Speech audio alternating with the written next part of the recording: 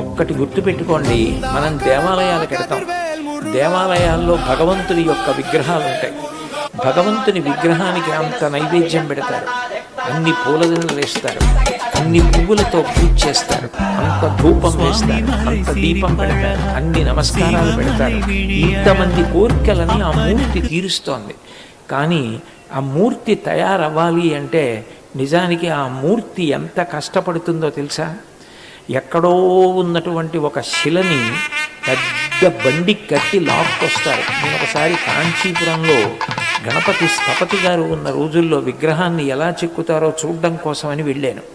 ఆ పెద్ద బండ మీద కూర్చుని ఉలులు పెట్టి సుత్తులతో కొట్టి పెచ్చులు విరిగిపోయేటట్టుగా ముందు కాళ్ళు చేతులు ఇవన్నీ చెక్కుతారు.